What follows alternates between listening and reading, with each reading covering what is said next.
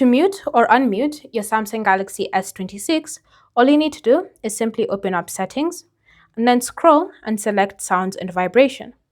At the top, you'll have three options that you can use to mute and unmute a device. You have Sound, which is unmuting your phone. You can choose to set it to vibrate, so even if you're not hearing a sound, you'll still feel a vibration whenever you have notifications.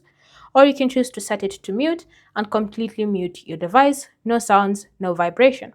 So it's up to you to decide which option you prefer to use.